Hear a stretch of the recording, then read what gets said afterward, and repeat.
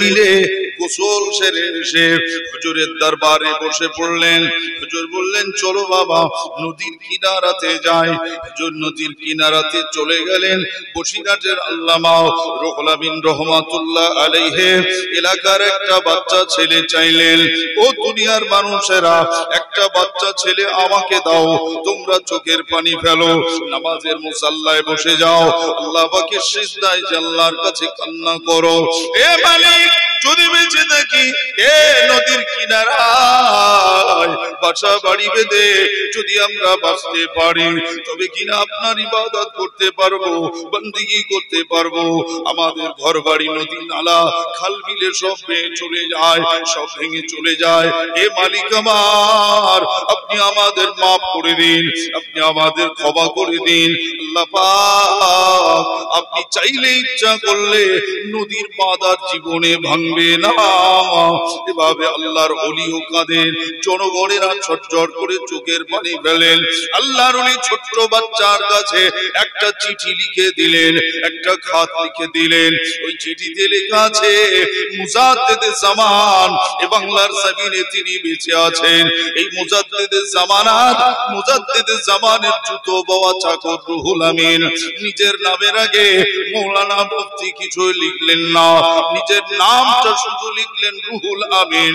এটা লিখে বললেন আমি হলাম মুজাদ্দিদে জামানের জুতো বাওয়া চাকর। ও পানির দায়িত্বে থাকা ফেরেশতা, একটু পানিকে বলে দেন এই পানি যেন এই কানাতে এসে আর ধাক্কা না দেয়, এই এলাকার যেন কোনো কিনারা আর যেন নদীতে মিশে না যায়। চিঠি লিখলেন, চিঠি লিখলেন, ছোট বাচ্চার কাছে দিয়ে বললেন বাপ তুই নদীর এই কিনারায় এই জায়গাটা একটু ডুব মারবি, তাকিয়ে দেখবি, যদি কিছু রাস্তাঘাট দেখতে পার যাবি, আর যদি না দেখতে পার উঠে আসিস। সুবহানাল্লাহ বলবেন না? ছোট বাচ্চা ছেলে হাতের মুঠোয় চিঠিটা নিয়ে নদীতে আস্তে আস্তে নামছে। তার মা বাপ কত আনন্দ করছে, আমার ছেলে যাচ্ছে গো। আর সব বলতে গেল তো ছেলে ওই চলে গেল, ওই হয়ে গেছে, ওই শেষ। কথা হচ্ছেন না? আল্লাহর ওলিদের কারামত সত্য, আল্লাহর ওলিদের কারামত, কারামতে আউলিয়ায়ে হক, আল্লাহর ওলিদের কারামত হলো সত্য। সুবহানাল্লাহ বলে। বসিরহাট হুজুর কেবলা বাচ্চাটাকে পাঠালেন। সারা দিন কাঁদতেছে মানুষ, সারা রাত কাঁদছে। ছেলেটা নেমেছে আর ওঠে না। ফজরের ওয়াক্ত হয়ে গেছে। হুজুর ফজরের নামাজ পড়ার জন্য আস্তে আস্তে সেজদা থেকে উঠছেন যে ফজরের ওদিকে আবার কাজা হয়ে যাবে। হঠাৎ ছেলেটা হুজুরের পাশে, হুজুর খুব কাঁপ পাচ্ছে, হুজুর খুব কাঁপ লাগতেছে। এই তো বাবা চলে এলি বাবা। হ্যাঁ হ্যাঁ, মানুষের আরো কান্না বাড়বে না কমবে? কথা বলে না, বাড়বে। ফজরের নামাজটা আদা করে হুজুর নামাজ কালাম সেরে জিকিরের মাজলিস করলেন। ঝরঝর ঝরঝর করে চোখের পানি পড়ে।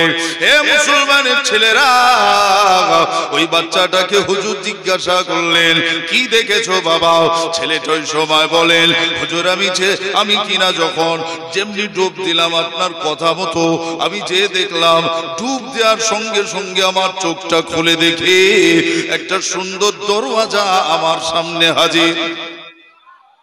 দরওয়াজা খুলতেই হুজুর আমার গায়ের পানি শুকিয়ে গেছে, আমার প্যান্ট আমার জামা সব শুকনো হয়ে গিয়েছে। হুজুর আমি ওই পথে হাঁটা শুরু করে দিলাম। এক এক সুন্দর সুন্দর সাজানো গোছানো এত সুন্দর রাস্তা। ছোট বাচ্চা ছেলেরা এরকম আনন্দময় জায়গা দেখলে আরো খুশি হয়।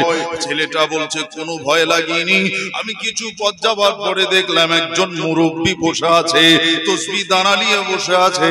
ওই মুরব্বির কাছে যে সালাম দিলাম, আসসালামু আলাইকুম, সালামের উত্তর দিয়ে বললেন বাবা কে তুমি, কোথা থেকে এলে? বললো আমি কিছু পড়তে জানি না, আমি কিছু বলতে পারবো না।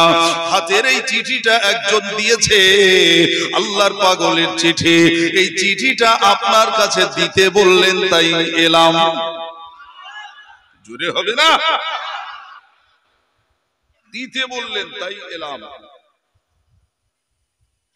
চিঠিটা পড়লেন, দেখলেন জামান আর মুসাদ্দেদে জামান, দাদা হুজুর পীর কেবলার জুতো বওয়া চাকর।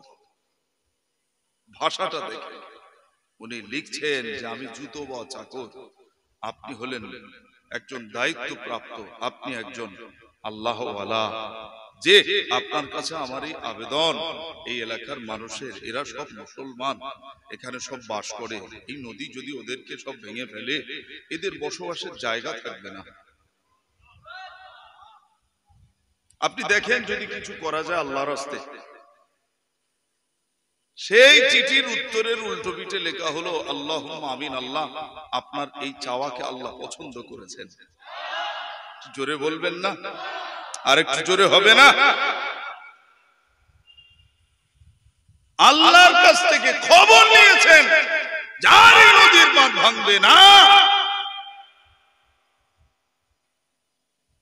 দরকার কি আমাদের? কাঁদতে হবে না হাসতে হবে? এটা কি মুসিবত না? যা এখন বর্তমান আমাদের সম্মুখে যা দেখতে হলো, এটা মুসিবত না?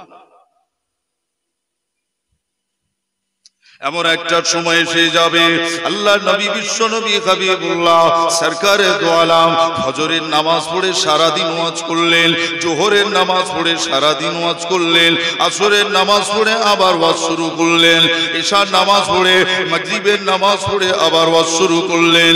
এ সোনা মানিকেরা, আল্লাহ নবী এভাবে একদিন এক রাত ওয়াজ করলেন। সারা রাত ওয়াজ হচ্ছে, সারা দিন ওয়াজ হচ্ছে, নবীজি নিজে ওয়াজ করছে।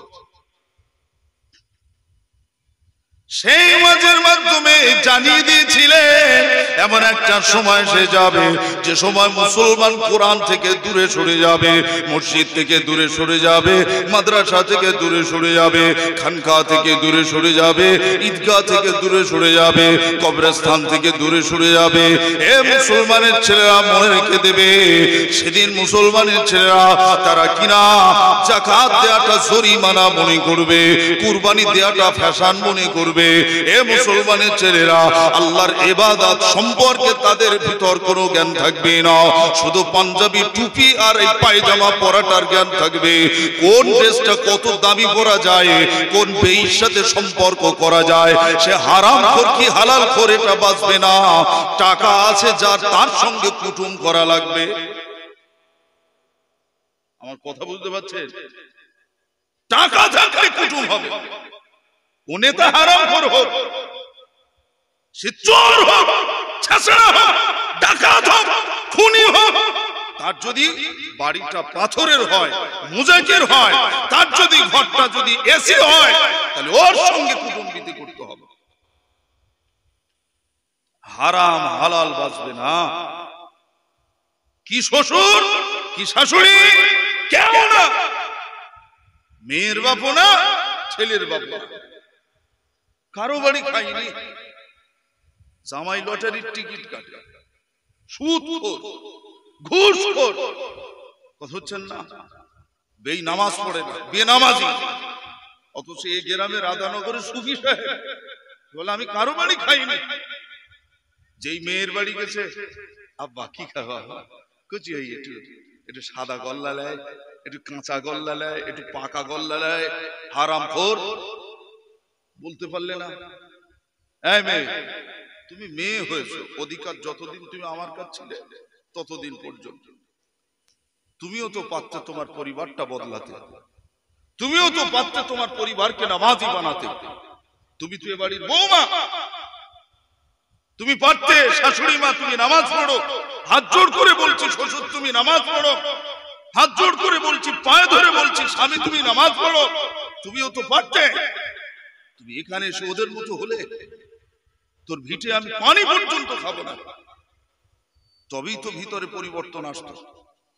তুমি রাধানগরের সুফি সাহেব, সেখান থেকে মরাঞ্চে খাটকে একদম মোটামুটি সব খেয়ে যাচ্ছ হাওমাও করে। কিসের সুফি সাহেব? ও ওখানে যদি না খাও বেই রাগ করবে, বলবে তোমার মেয়েলে চল যাও। ওই শুনলি, তুমি ওই ভয় করো, আল্লাহর ভয় করো না। ওই ভয় করো, আল্লাহর ভয় করো না। আমার কথা রাগ হচ্ছে, কষ্ট হচ্ছে, কিছু বুঝতে পারতেছেন? আপনি কিছু বুঝতেছেন? বুঝতে পারলে আলহামদুলিল্লাহ।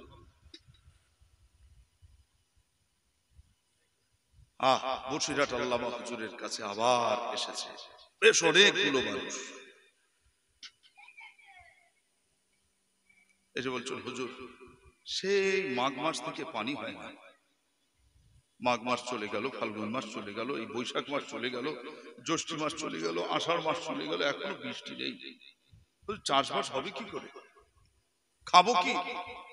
খরা দেখা দিয়েছে, অনেক জায়গায় আর পানি ওঠে না, কুয়ায় পানি নেই, ডোবা খাল বিল সব বন্ধ হয়ে যাচ্ছে। আগেকার মানুষ পুকুরের পানি খেত, বিশ্বাস হয়? আগেকার মানুষ পুকুরের পানি, নদীর পানি সব খেত, বয়ে এনেছে, দেখেছে?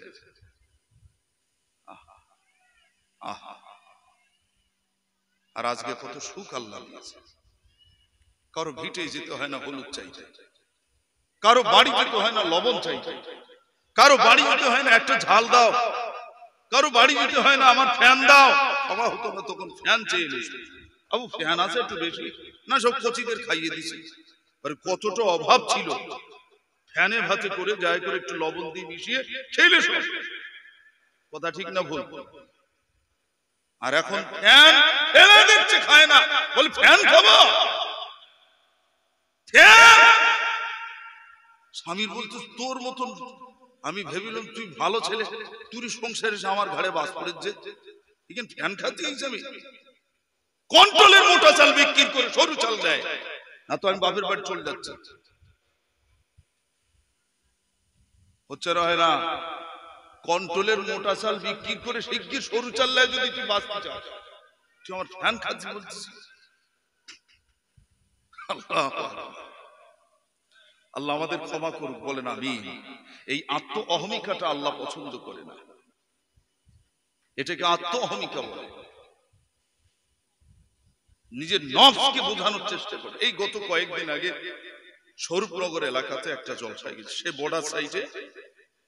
ওখানে একজন বলছেন, বলে হুজুর একটা ডাক্তার বাবু আছে, এত কিপটে, কিরকম? সব ভালো। তো বলো কই ফলের দোকানে গেলি, বলে যে ফলে পোকা লেগেছে ওই ফল দাও। তো আমি বললাম নিশ্চয়ই কোন কারণ আছে। ডাক্তার বাবু তো উনি ডাক্তার মানুষ, উনি তো মানুষকে বলেন ভালো ফেরের দিকে, ভালো কিছু খাবে। তো ও লোক নিশ্চয়ই কিছু একটা ভেবে তাই খাচ্ছে। না হুজুর সে খুব খুব কিপটে, তা নিশ্চয়ই না, নিশ্চয়ই কারণ আছে। পরে জানা গেল ডাক্তার বাবুর চিন্তা যে স্প্রে করা মালে তো পোকা বসে না, তাহলে যে ফলটায় পোকা লাগছে ওটা টাটকা এবং ওতে কোনো রাসায়নিক নেই, ওতে কোনো বিষ নেই, ওগুলো কেটে বাদ দিয়ে ভালোটা খায়। বুঝছেন না? ওকে চিন্তা আমি ভালোটাই খাবো, ও লোক ভালোটাই খায়, ওটা কিপটে না। ও লোকের যুক্তি হলো এতে পোকা লেগেছে মানে এতে কোনো বিষ দেওয়া নেই, মাল ঠিক আছে। বুঝছেন না? আর ফ্রেশ গা সব চকচকে মানে বুঝি দিয়ে যেতে খবর আছে। বর্তমান যা বাজারের যা পরিস্থিতি, লোকটার সঙ্গে সে লোকটা একটু ঘোর মিশলো, ভালো করে মিশে দেখলো লোকটা দানি, ডাক্তার বাবু খুব দানি, দান দান করেন, সরল প্রাণের। হ্যাঁ, অনেক গরিব গুরব মানুষদের ওষুধও কিনে দেন, কৃপণ না। দূর থেকে মনে হয় যে ওই একটা লোক নামাজ পড়তেছে নদীর ধারে, পড়তে পড়তে হঠাৎ একটা মেয়ে ছেলের বুকের উপরে উঠে আর তার বুকে হাত দিয়ে কি একটা নোংরা কাজ। ছি ছি ছি, লোকটা খারাপ। লোকটার কাছে যাও, পাশে যাও, তার সঙ্গে মিশো। যখন তার কাছে গেল, যে দেখছে যে ওই মেয়েটা ডুবে গেছিল নদীতে, ভেসে আসছিল, তাই লোকটা নামাজটাকে, নামাজ পড়াও ফরজ আর জান বাঁচানো ফরজ, সেখানে আর কেউ না থাকায় উনি অপেও, তাই ওনাকে ওই কাজ করতে হলো। সেই মেয়েটার বুকে উপর হাত দিয়ে চাপতেছে বারবার, যাতে যদি মেয়েটা বেঁচে যায়। তাহলে দূর থেকে মনে হচ্ছিল যে লোকটা খারাপ, কিন্তু কাছে যে মনে হলো লোকটা ঠিক আছে। তো এই জন্য দূর থেকে কাউকে কোনো কুভাবনা, খারাপ কিছু ভাবতে নেই। যদি খারাপ ভাবতে হয়, খারাপটা নিজেকে নিয়ে ভাবো। যদি খারাপ ভাবতে হয়, খারাপটা নিজেকে নিয়ে ভাবো যে আমি কতটা খারাপ, আমার আল্লাহ আমার প্রতি খোশ না না খোশ, এটা নিয়ে ভাবো। কথা বুঝে আসছে না? ছেলেরা, জওয়ানেরা, আল্লাহর ওলি ওই সময় বললেন, নামাজে এসো, কোরআনে এসো, তাসবিহ তাহলিলে এসো, জিকির আজগারে এসো। এ সোনা মানিক আমার, আল্লাহর ওলিরা সেদিনে আল্লাহমুখী করে রেখেছিলেন। যতজন মুরিদ ছিলেন প্রত্যেককে আল্লাহ ওয়ালা বানিয়েছিলেন। আল্লাহর ওলিদের চিন্তা ছিল আল্লাহমুখী করা। আজকের কিছু দুনিয়ার জমিনে, আজকের কিছু সমাজের মানুষ আছে যারা তদবির করে, যেখানে টাকা আছে সেটা ঠিক আছে, টাকা নেই সেখানে আর হুজুর পাওয়া যায় না। জলসা আছে হুজুর পাওয়া যাবে, বিনা টাকাতে হুজুর পাওয়া যাবে না। এ সোনা মানিক আমার, খারাপ লেবেন না। সমাজের আজকের যেখানে টাকা আছে সেখানে মানুষ আছে, টাকা নেই মানুষ নেই, টাকা নেই হুজুর নেই, টাকা নেই কিচ্ছু নেই। হুজুররা বলতেন, বাবা ভোগী হও, ভোগী হও, ভোগী হও। ভোগী হও বলতেন না ত্যাগী হও? কোনটা বলতেন? কি তো বুঝতে পারছেন না? ভোগী হও, ভোগী হও বাবা, শুধু খেয়ে যাও, খেয়ে যাও, এরকম বলতেন না? বলতেন বাবা ত্যাগ স্বীকার করো, ত্যাগী হও, ত্যাগী হও, আল্লাহ বড় করবে, ত্যাগী হও, আল্লাহ বড় করবে। নিজে না খেয়ে অন্যকে দাও, নিজে না পড়ে অন্যকে পড়াও, নিজে না নিয়ে অন্যকে নেওয়ার সুযোগ করে দাও। কথা হচ্ছেন না?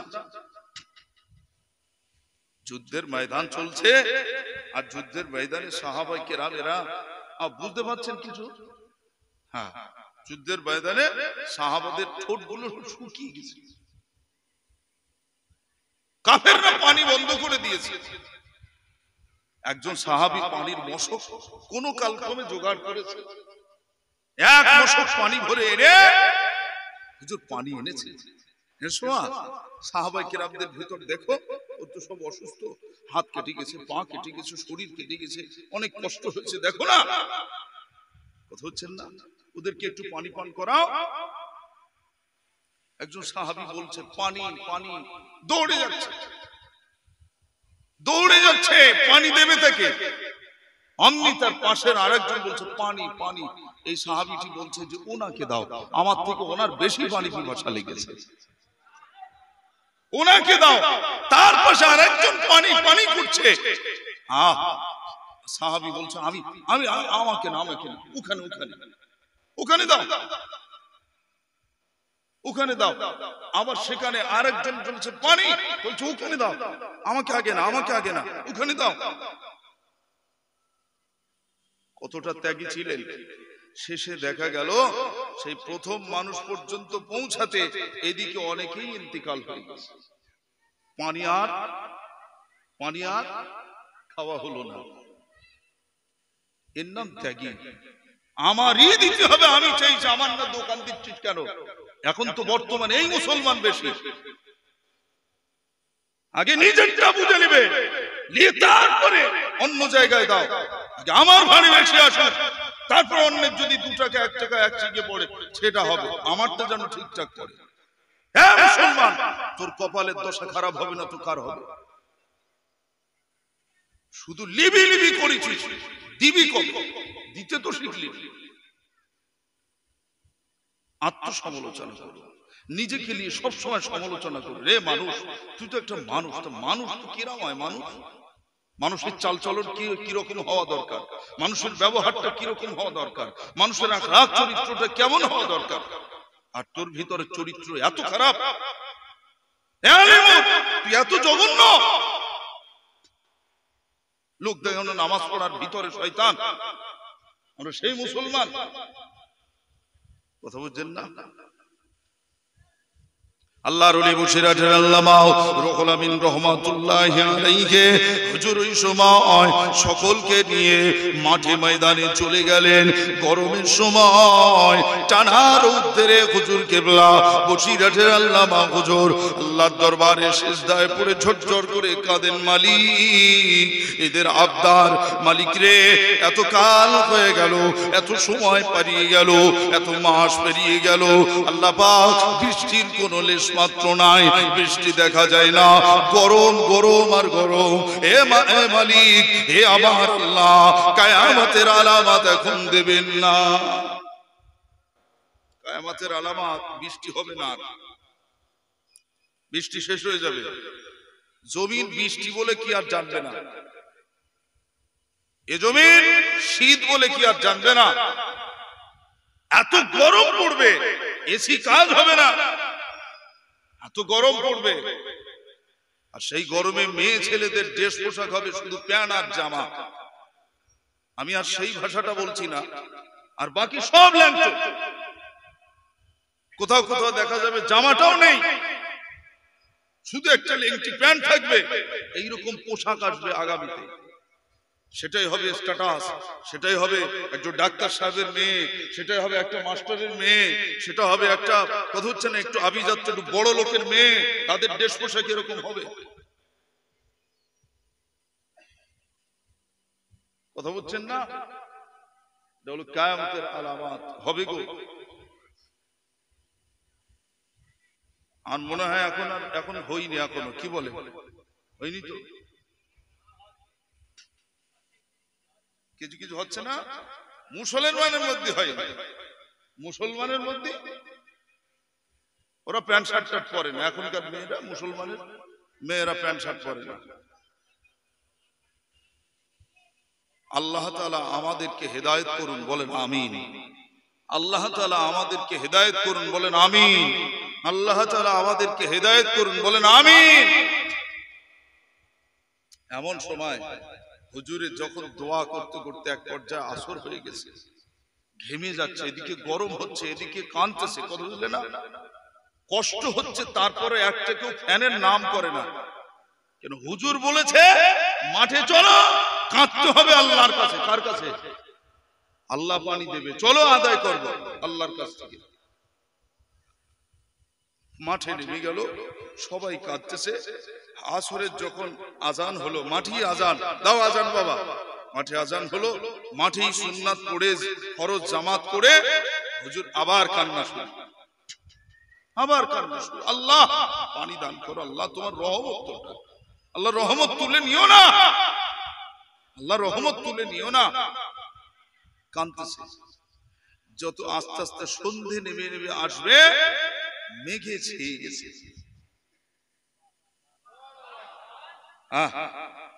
আর একটু জোরে হবে না? মেঘে ছেয়ে গেছে। বলছে আরো কাঁদো, আরো কাঁদো।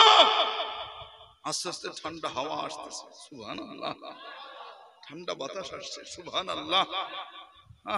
কাঁদতে কাঁদতে কাঁদতে কাঁদতে কান্না যত বাড়ে বৃষ্টি তত বাড়ে, কান্না যত বাড়ে বৃষ্টি তত বাড়ে, কান্না যত বাড়ে বৃষ্টি তত বাড়ে। বৃষ্টির মাঝে হুজুর ভিজে ভিজে কাঁদতেছে, আল্লাহ তোমার দয়া এখন নিভিয়ে দিও না, আল্লাহ তোমার রহমতে ভরিয়ে দাও, খালি মান নদী আল্লাহ ভরিয়ে দাও আল্লাহর রহমতে। সেই চত্বর, সেই এলাকা, গোটা বাংলায় আল্লাহর রহমত নেমে এসেছে। জোরে বলবেন না? নাই তাকবীর, নাই তাকবীর। মুসলমানের ঈমান এখন সেই ঈমান আছে,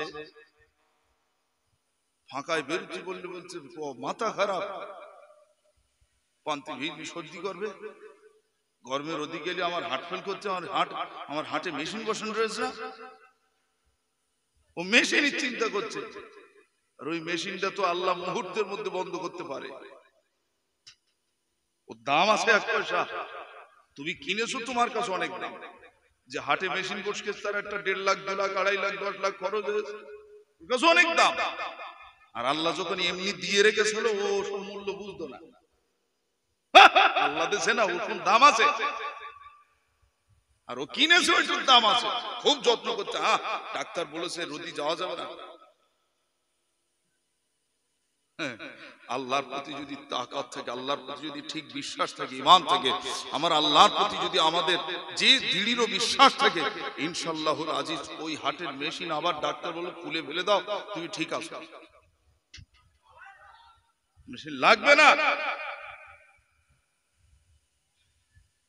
কেন আজ লাগতেছে? তার কারণগুলো আছে, খোঁজলিয়ে দেখে কারো জমি এক হাত পুড়িয়ে রেখে দিয়েছে, এক হাত কোথাও না কোথাও সে শয়তানি করেছে, হয় বুনির জমি নয়, মার জমি নয়, বাপের জমি নয়, ভাত জমি, কারো জমি সে এক হাত নিয়ে রেখেছে, জোর করে ছাড়ে না।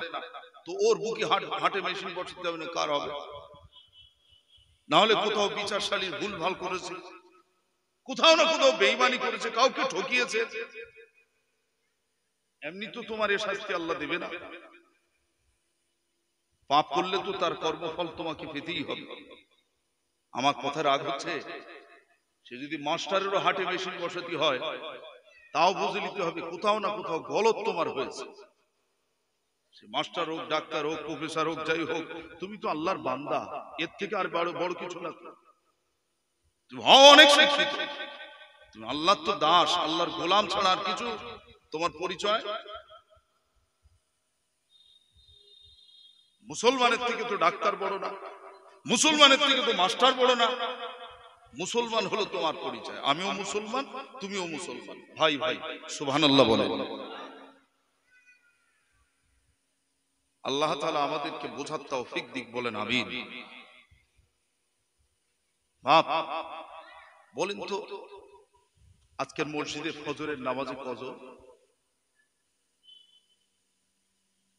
লক্ষ লক্ষ কোটি কোটি টাকা খরচ করে মসজিদ বানানো হচ্ছে, শুধু এখানে না, সর্বত্র। কথা হানা বলেন, মুসল্লি কজন থাকে? যত সুন্দর করে সাজিয়েছে গ্রামের মানুষ, অত সুন্দর করে যদি ড্রেস পোশাক করে প্রতি ওয়াক্তে যদি হাজিরা দিত, আমার আল্লাহ কখনোই ওই নেড়ার দিয়ে সইটই করিয়ে নিত?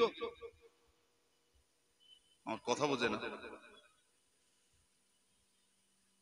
ওরা মসজিদকে ভালোবাসে, আমার ঘরকে মহব্বত করে আমার ঘর ভরিয়ে রেখেছে, দেখা আসলে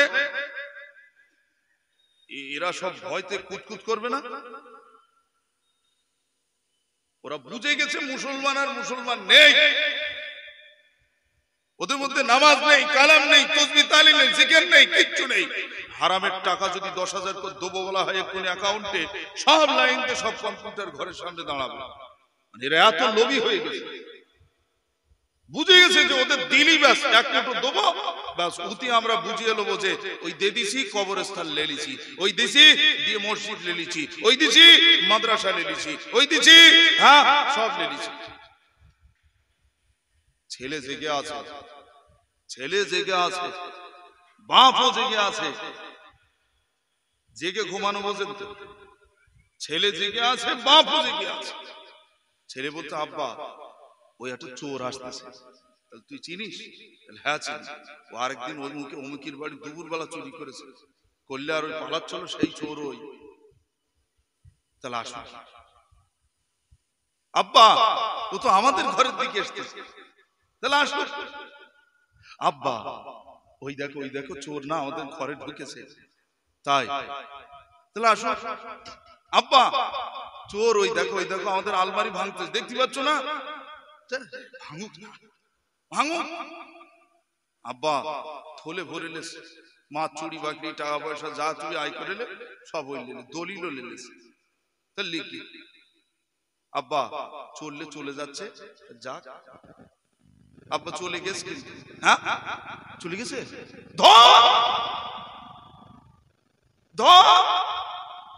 আমার কথা বুঝতে পারছেন না? আলেম উলামা বারবার বলতে এসো নামাজ পড়ো, ফজরে মসজিদ ভরাও, জোহরে মসজিদ ভরাও, আসরে মসজিদ ভরাও, মাগরিবে মসজিদ ভরাও, এ ছেলেরা এশায় মসজিদ ভরিয়ে দাও, হ্যাঁ তোমরা তাহাজ্জুদের সময়ও এসো, দর্শন হলেও মসজিদ ভরাও। আলেমরা বলেছে না বলেনি? কেউ বাড়ি থেকো না, আজান দেবে চলে এসো মসজিদে নামাজ পড়ো। মসজিদ বলতে আল্লাহ এই দুটো লোকে আমার পেট ভরে, এর গাও আসতে হবে না। এই ফজরে দুজনা, জোহরে তিনজনা, আসরে চারজনা, মাগরিবে পাঁচজনা, এশায় চারজনা। আল্লাহ এই দরকার নেই। ডেলি যদি একটা লোকের দাওয়াত করে, আর ডেলি যদি তার ওই শুধু দুটো চাল, কোনোদিন দুটো মুড়ি, কোনোদিন তিনটে বাতাসা, তারপরের দিন খাবার দিচ্ছ দুটো, একটা আপেল, না হলে একটা শসা, সারাদিনই ও কি করবে? আপনার ভিটে থাকবে না ও খায় হবে? আমার কথা বুঝতে পারছেন না? থাকবে না যাবে? বলবে ভাই তোর যা মেহমানদারি, আল্লাহর রহমত, তুই হচ্ছে সত্যি মানুষের বাচ্চা, আল্লাহ তোর কবুল করুক, ভালো রাখুক, আমি আসি, তোর সব ভালো থাক, আমি চলে যাচ্ছি। কথা ঠিক না ভুল বলছি? মসজিদ তো ওই রকম কাঁদছিল, আল্লাহ তুমি ভরিয়ে দাও, আল্লাহ তুমি ভরিয়ে দাও, আল্লাহ তুমি ভরিয়ে দাও। যদি না ভরাও তো বন্ধ করে দাও। মসজিদ বলেছে এর কারো বাপের ক্ষমতা আছে মসজিদে তালা দেওয়ার? কথা বলে না? আছে? আল্লাহ তাআলা যেদিন, নবীজি বলছেন, যেদিন এই মসজিদ, মাদ্রাসা, খানকা, ঈদগাহ, কবরস্থান, আলেম ওলামা কথা হচ্ছেন এসবের ইজ্জত যখন ভুলে যাবে, তখন তাদের ইজ্জতকে তারা নিজেরা শেষ করে দিল। নিজেদের ইজ্জতকে আমরা নিজেরা শেষ করে দিলাম। মুসলমানদের দিয়ে আমাদেরকে শায়েস্তা করা হবে। হাক্কানি আলেমদের ডাকে তোমরা সাড়া দাওনি, তোমরা ঠেলায় পড়ে এবার আল্লাহর ডাকে সাড়া দেবে, ঠেলায় পড়ে। অমুসলমানদের যখন মা ঢোর দাঙ্গা হাঙ্গামা, আপনার যখন অপমান অপদস্থ করা হবে বারবার, তখন এবার আল্লাহ তুমি বাঁচাও, আল্লাহ তুমি বাঁচাও, তখন এবার মসজিদে গিয়ে আল্লাহ আল্লাহ এবার একটু সেজদা দেবে। এর আগে আল্লাহ সাবধান করেছে করোনা দিয়ে, দেয়নি?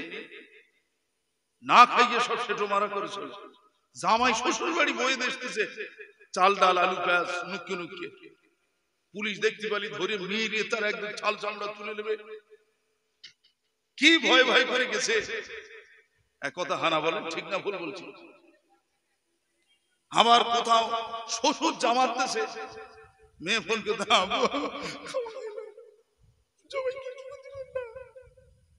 কাঁদতেছে, জামাই কিছু করতে পারে না, কাঁদতেছে।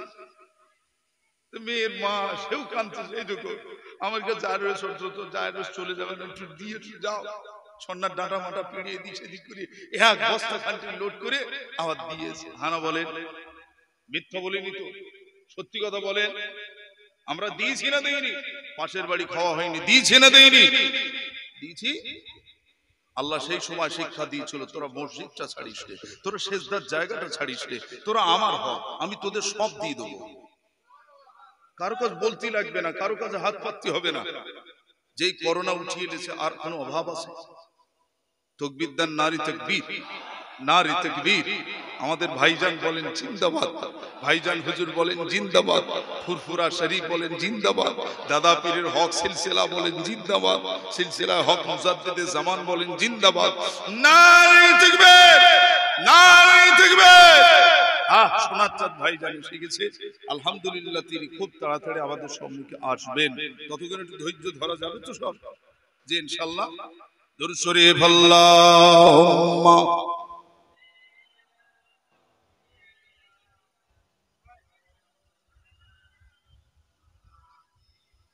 ওয়া আলা আলি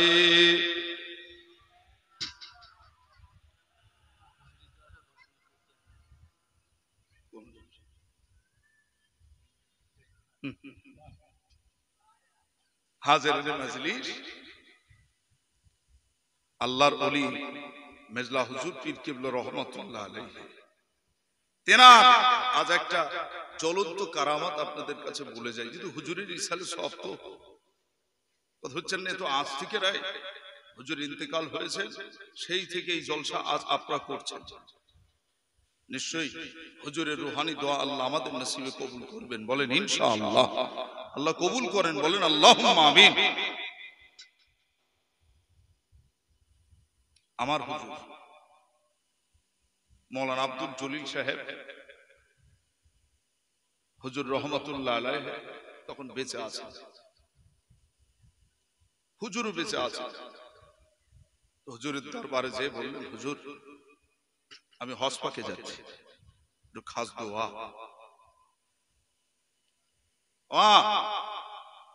আব্বা আমার কবর জিয়ারত করেছো? যে হুজুর করেছে। আল্লাহর ওলিদের শাসনটা দেখে, আব্বা আমার কবর জিয়ারত করেছে? যে হুজুর। আমরা তো ফুরফুরায় যাই নিজের মতন করে, বউ আছে আর তার মা বাপের বলতে লাগে না, বেঁচে থাকলে আর বলতে লাগে না, বউ রয়েছে, বউ বলে দেশে গাড়ি ছাড়তে চলে যাও তাড়াতাড়ি। বউ বাড়ির মাস্টার এখন বেশিরভাগ। আল্লাহ ওদেরকেও হেদায়েত করুক, বলেন আল্লাহুম্মা আমিন। আব্বা আমাকে বলে যে, আব্বা আমাকে বলে যে, আব্বা আমি ফুরফুরা শুরু করেছি, যা তুই মানুষ ভালো হও, দোয়া করি, যা। কথা হচ্ছেন না? মা ফুরফুরায় যাচ্ছে, যা বাবা যা, আল্লাহ তোর ভালো করুক, তুই ভালো হ, দোয়া করি। আব্বা মা বদদোয়া করবে? করবে নাকি? হুজুরের কাছে যে বললেন, হুজুর যে আরাত করছে, যাও তো দোয়া হয়ে গেছে, দোয়া হয়ে গেছে, যাও, প্রয়োজন হলে আল্লাহ চাইলে দেখা হয়ে যাবে। হুজুরের বয়স 100 ছুঁই ছুঁই, তখন 100 পারও হয়েছে হয়তোবা। হুজুর কেবলা কাবা শরীফের কাছে পৌঁছে হুজুর হজের ট্রেনিং দিতেন, হুজুর হাজিদেরকে হজের ট্রেনিং দিতেন। সেই মানুষ হজ পাকে যে কাবার কাছে দাঁড়িয়ে এবার কোন দিক কি করবে সে আর হুজুর ঠিক করতে পারছে না। হুজুরের পিছনে মেজলা হুজুর পীর কেবলা রহমাতুল্লাহ আলাইহি পিঠে বাড়ি মেরে বলছে, আব্দুল জলিল এসো আমার পিছন পিছন। জোরে বলবেন না? আমার হুজুর চলছেন পিছে পিছে, যেতে যেতেই কোথায় যেন মিশে গেল, আর খুঁজে পাওয়া গেল না। হজ থেকে হুজুর ফিরে এসে মেজো হুজুর পীর কেবলার দরবারে যখন গেলেন, যে হুজুরকে যখন সালাম দিলেন, হুজুর বলছে, বাবা আব্দুল জলিল দেখা হয়নি, দেখা হয়নি। যে হুজুর, আমি তো এটাই বলার জন্য, থাক থাক বলতে হবে না। আল্লাহ চাইলে আল্লাহর ওলিদেরকে জিন্দা অবস্থাতেও তমাম পৃথিবী ঘুরিয়ে দেয়। একটু জোরে বলবেন না? একটু জোরে হবে না? নারী তাকবীর, নারী তাকবীর। বাবাজি সেই হুজুর মেজলা হুজুর পীর কেবলা রহমাতুল্লাহ আলাইহি, তেনাকে জমানার সেই জামানার যত আলেম ওলামা ছিলেন সবাই মিলে মুজাদ্দেদ জামান দাদা পীরের একটা কঠিন প্রশ্নের জবাব দিয়েছিল। দাদা হুজুর পীর কেবলা রহমাতুল্লাহ আলাইহি হুজুর কেবলা আলিম উলামাদের নিয়ে জিকিরের জামাত করেন, জিকিরের মাজলিস করেন। হুজুর কেবলা মেজো হুজুরকে বলেছিলেন, বাবা আবু জাফর তুমি টাইটেল পাস হয়েছো, তুমি মুফতি পাস করেছো, বাবা তুমি ইলম আলেম কালাম শিখেছো, যাও বাবা ঘরের ভিতরে চলে যাও, সেখানে যে যত কিতাবাদি আছে সব কিতাবগুলো পড়ো বাবা, একা একা একা একা পড়ে বোঝার চেষ্টা করো বাবা। যেটা বুঝতে পারবে না আমি জামানার মুজাদ্দিদ আমার কাছে জেনে নিও। তোমার এখন ওয়াজ করতে হবে না, তোমার মাদ্রাসা কোথাও চাকরি বাকরি ইমামতি কিচ্ছু করতে হবে না, যাও কি যাও কিতাব পড়ো, কিতাব পড়ো, মুখস্থ করো। জামানার যত আলেম উলামা সকলে মুফতি সাহেবগণ সবাই ছুটে ছুটে মিজলা হুজুর পীর কেবলা রহমাতুল্লাহ আলাইহি হুজুরের দরবারে যে হুজুরের কাছে যে বিভিন্ন মাসলা মাসাইলের কথা আলোচনা করতেন, হুজুর কেবলা চোখ বন্ধ করে বলে দিতেন, বাবা অমুক কিতাবের অমুক পাতার অমুক লাইনে রয়েছে, যাও পড়ে দেখো। কত বড় আলেম করেছিলেন আল্লাহ। আল্লাহ মুজাদ্দিদ জামান দাদা হুজুর পীর কিবলা রাহমাতুল্লাহ আলাইহি হুজুর কিবলা জিজ্ঞাসা করেন, হে জামানার আলেমেরা, বলো তোমাদের মধ্যে সবথেকে বড় মুফতি কে? সবথেকে বড় মুফতি সাহেব কে বাবা বলো? সকল আলেমেরা মাথাটা হেড করে বসে আছে, সকল আলেমেরা মাথাটা হেড করে বসে আছে। জামানার বড় বড় উলামায়ে কেরাম রয়েছে। এ সোনা মানিক আবার মুজাদ্দিদ জামানের কাছে সকলে বললেন, হুজুর আমরা এসেছি ফুরফুরার জমিনে ছুটে ছুটে কোন মাসলা মাসাইল কোন ফতোয়ার ব্যাপারে যখনই এসেছি আমরা মিসলা হুজুর পীর কিবলাকে জিজ্ঞাসা করলাম, এটা কি হবে ওটা কি হবে, আমরা সমস্ত সমাধান নিয়ে তবে যেতে পেরেছি। হুজুর আমাদের নজরে আমরা যা বুঝলাম, আমাদের এই বাংলার জমিনের কোন যদি বড় মুফতি সাহেব থাকে, আপনার ওই মেজো সাহেব সাদা। বলবেন না সুবহানাল্লাহ? জোরে হবে না? মুফতি আজম সেই দিন থেকে সকলে বলে উঠল, মুফতি আজম মিসলা হুজুর পীর কিবলা রাহমাতুল্লাহ আলাইহি। চাচা কথা বড় মুফতি, এটা কি কোন হাতের মোটা নাকি? বললাম আর হয়ে গেল? কিতাবাদি হুজুরে দেখতে লাগতো না, মুখস্থ বলে দিতেন, অমুক কিতাবের অমুক পাতা অমুক জায়গা আছে। জামানার মানুষেরা খুব ভালো করে বোঝার চেষ্টা করুন। আমি আপনাদেরকে হাত জোড় করে পায়ে ধরে বলে যাব, আল্লাহর রাস্তায় ফিরে আসুন। এ সোনা মানিক, যে দুনিয়ার মানুষকে দিয়ে আমার আল্লাহ অনেক কিছু করাতে পারেন, সেই মানুষকে দিয়ে আমার আল্লাহ আবার ভালো কাজটাও করাতে পারেন। পারেন না? পারেন না? মুসলমান যদি আল্লাহর হয়ে যায়, আল্লাহ মুসলমানের হয়ে যাবে। মান কানা লিল্লাহি কানা আল্লাহু লাহু ওয়া কুল্লু শাইইন ইয়ানফাউন নাস, যে আমার আল্লাহর হয়ে যাবে, আমার আল্লাহ তার হয়ে যাবে। ওয়া কুল্লু শাইইন ইয়ানফাউন নাস, সবকিছু তার ফানা হয়ে যাবে, সবাই তার বন্ধু বেনে যাবে। এ মুসলমানের ছেলেরা, যদি আমরা আজ থেকে মসজিদটা ভরিয়ে তোলে, আমার রাসূলুল্লাহ জানিয়ে দিলেন তোমরা কবর জিয়ারত করবে, শুক্রবার আসলে কেউ তোমরা দেখবে না, প্রত্যেকে তোমরা কবর জিয়ারত করবে, আব্বা মায়ের জন্য দোয়া করতে যাবে। আমরা সে সবাই পাই না। যদি আজ থেকে আমরা নিয়াত করি কবর জিয়ারতে যাব, আমরা প্রত্যেকেই কবর জিয়ারত করব, আল্লাহর কাছে তাদের জন্য দোয়া চাইব, মসজিদটা সময়ে সময়ে কাতার ভরিয়ে তুলব, 5 ওয়াক্ত নামাজি হয়ে যাব। এ সোনা মানিক আমার, ঈদগাতে সারা বছর আমরা যাই না, ঈদগাহ যদি আমরা সারা বছরে রং করে সুন্দর করে যদি আমরা পরিপাটি রাখি, ঈদগাহ মাঠটা যদি সব সময় পরিষ্কার রাখে, মসজিদটা সব সময় পরিষ্কার রাখে, মাদ্রাসায় যে যদি আমরা প্রত্যেকই কোরআন শরীফ শিখি, দেখবেন যে আল্লাহ ওই সমস্ত এমন করে অপদার্থ, ওই সমস্ত যারা কিনা গদিতে বসে আছে, তাদের দ্বারা যেমন এই জিনিসগুলো কেড়ে নেওয়ার সই করেছে, আমার আল্লাহ আবার দেখবেন তাদের দ্বারায় আবার সেটা কেটে আমাদের কাছে আল্লাহ ফেরত দেবে। দরকার আমাদের পরিবর্তন হওয়া, দরকার আমাদেরকে ভালো হওয়া, দরকার আমাদেরকে ফিরে আসা, দরকার আমাদের আল্লাহর ঘরে যে আমার আল্লাহকে সন্তুষ্ট করা। এ মুসলমান, শুধু আন্দোলন করে কিছুই হবে না।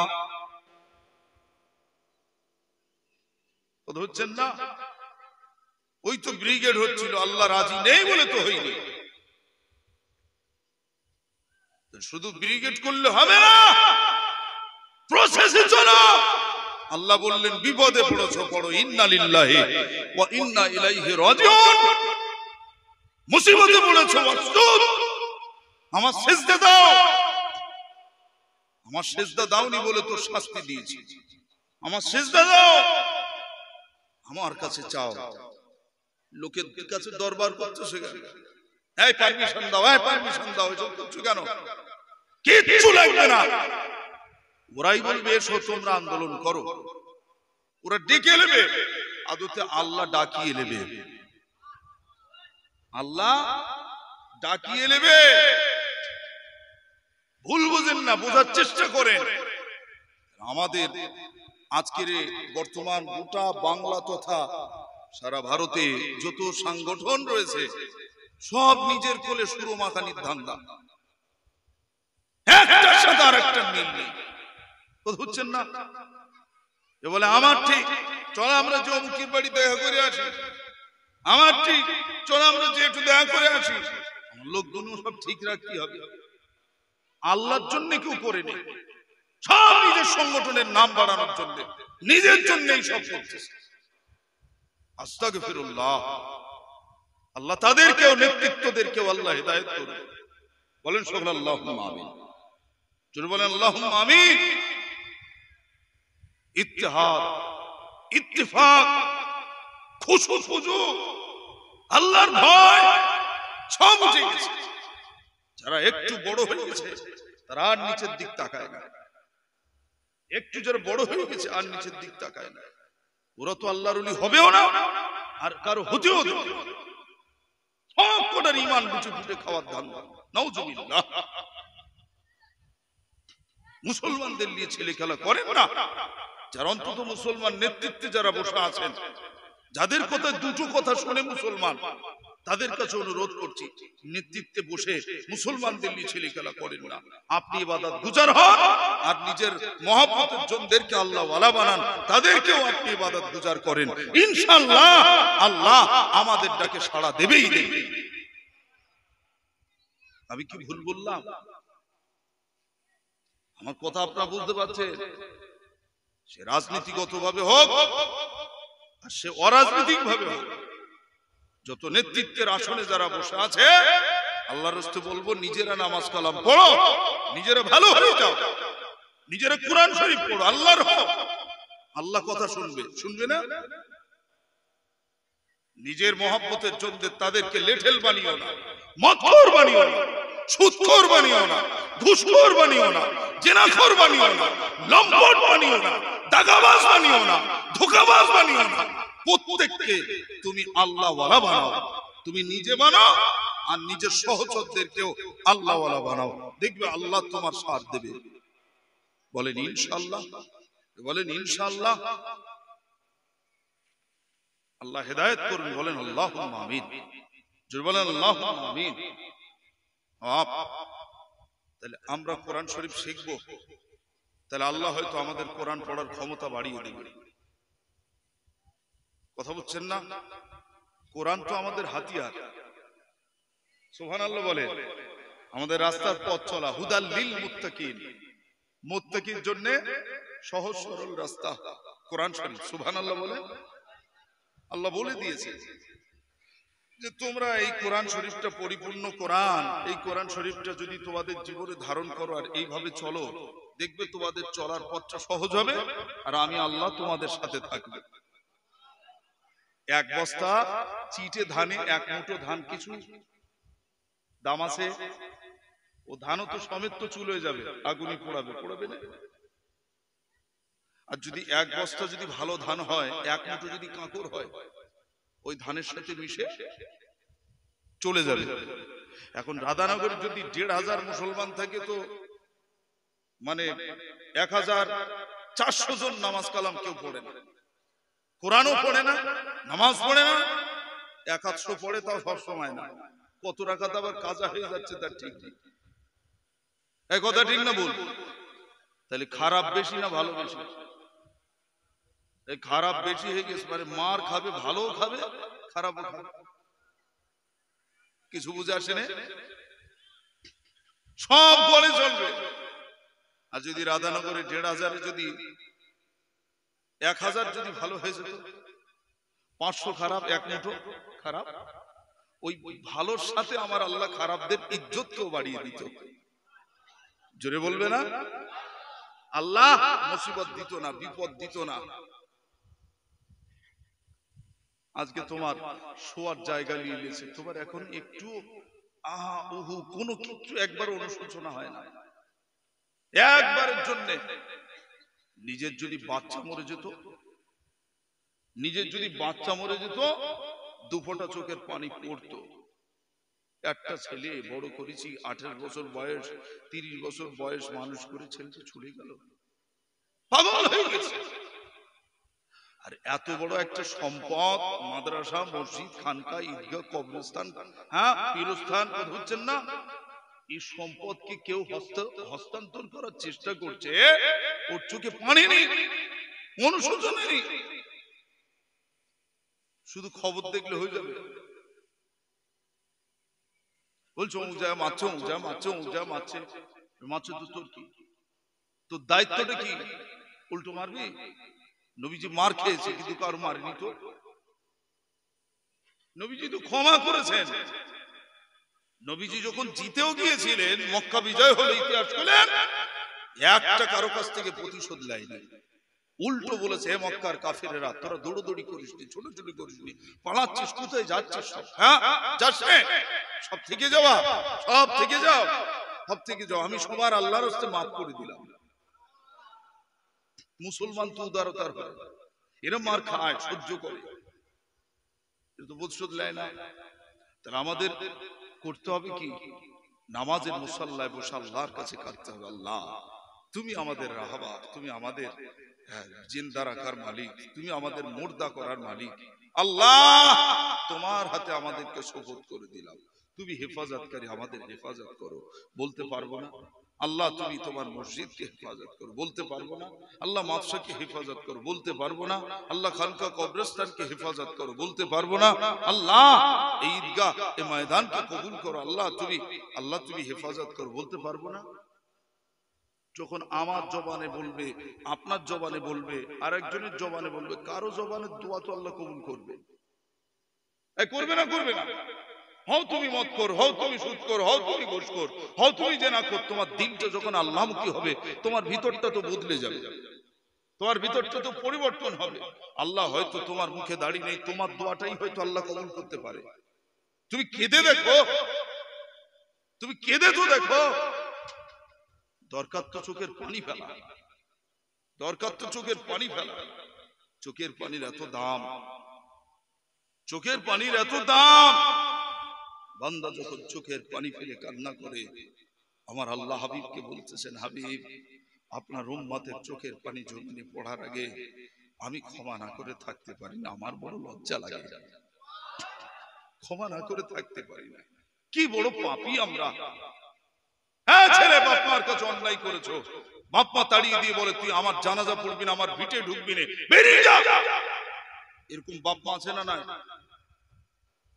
তুমি এমন পাপ করেছো ক্ষমার যোগ্য না, তারপরও তুমি দাগি দোষী অপরাধী, তুমি আল্লাহর কাছে সিজদা পড়ে কাঁদো। আল্লাহ নিজামুদ্দিন আউলিয়াকে ক্ষমা করে দিয়েছে। জোরে বলবেন না? আর একটু চিল্লে হবে না? এই সুবহানাল্লাহর এত দাম, আল্লাহু আকবারের এত দাম।